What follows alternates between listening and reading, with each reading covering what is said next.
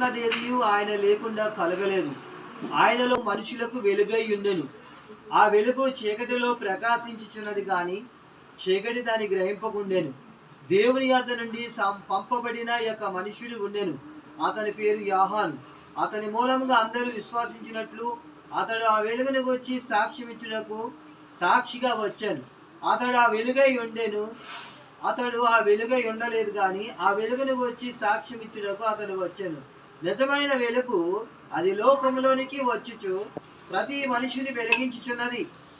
ఆయన లోకములో ఉండెను, లోకమైన మూలముగా కలిగెను గాని లోకమైనను తెలుసుకొనలేదు. చూడండి, యేసుక్రీస్తు వారు ఎప్పుడు ఆదియు అంతము ఆయనే. ఎవరంట? యేసుక్రీస్తే ఆదియు అంతము ఆయనే. యేసుప్రభువారు ఉన్నప్పుడు ఆకాశం లేదు, భూమి లేదు, ఒక పురుగు లేదు, ఒక మనిషి లేడు, ఎవరు లేరు. ఒక రవ్వంతా దుమ్ము ధూళి ఏమి లేదు, గాలి లేదు, ఏమి లేదు. పరిశుద్ధాత్ముడు యేసుక్రీస్తు వారు ఒక్కడే ఉన్నాడు. ఈ లోకమంతా శూన్యముగా ఉన్నది అప్పుడు. అందుకే అన్నాడు యేసుక్రీస్తు వారు ఆదియు అంతము నేనే ఉన్నాడు.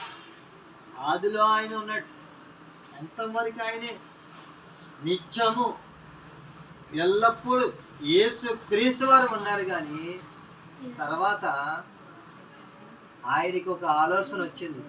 ప్రభు అయిన యేసుక్రీస్తు వారికి ఆయన ఈ లోకమంతా కూడా ఏమీ లేదు, శూన్యముగా ఉన్నది, ఆకాశం భూమి ఏమీ లేదు. కాబట్టి యేసయ్య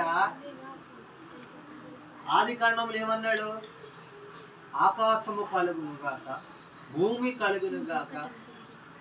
ఆయన పగలు రాత్రి వేరు చేసాడు. ఆకాశములో సూర్యుని చంద్రుని, పెద్ద జ్యోతులు ఏంటి? సూర్యుడు చంద్రుడు, చిన్న జ్యోతులు నక్షత్రాలు కలుగు చేశాడు.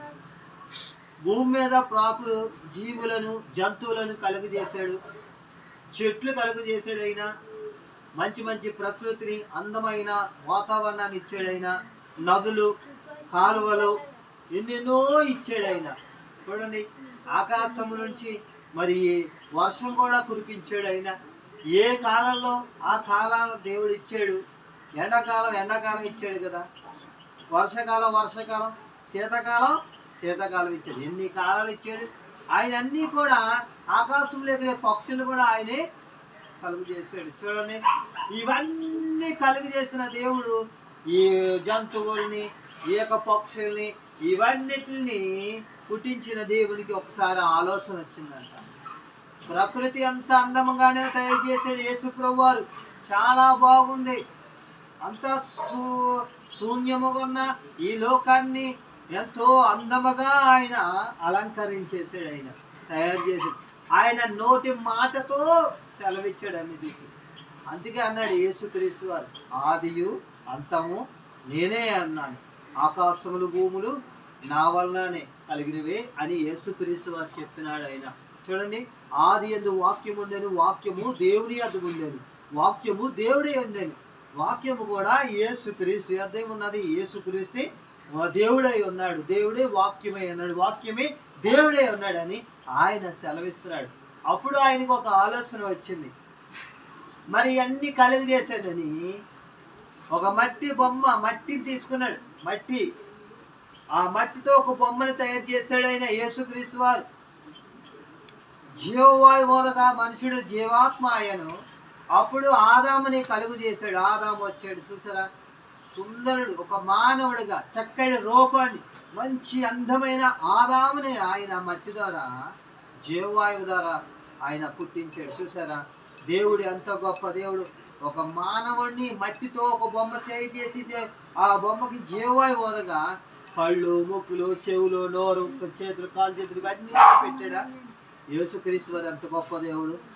మళ్ళీ ఒంటరిగా తిరుగుతున్నాడు ఆదామని యేసయ్యకి మరలా ఆలోచన వచ్చింది.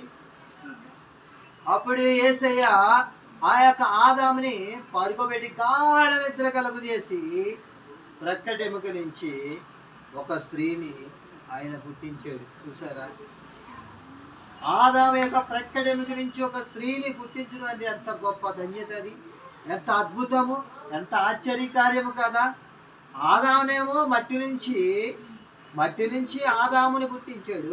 ఆదాము ప్రక్కడెముక నుంచి ఒక స్త్రీని పుట్టించాడంటే అది ఎంత అద్భుతం, అది ఎంత ఆశ్చర్యం. అది అందుకే అన్నాడు ఆయన్ని ఆశ్చర్యకరుడు, ఆలోచనకర్త అన్నారు.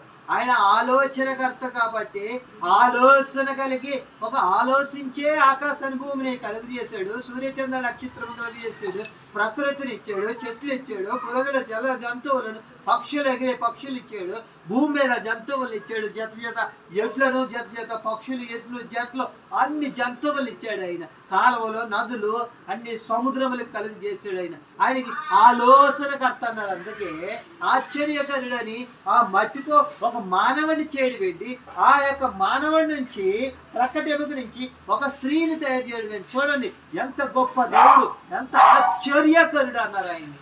ఆశ్చర్యకరుడు కాదా? నీ ఒకసారి ఆలోచిస్తే మన 2 కళ్ళు ఆయన ఇచ్చాడు. ఈ 2 కళ్ళుతో ప్రపంచాన్ని చూడగలుగుతున్నామంటే అది ఆశ్చర్యం కాదా? మనం నోటి ద్వారా మనం మాట్లాడుతున్నామంటే ఆ వాయిస్ ఎక్కడొస్తుందో అది ఆశ్చర్యం కాదా?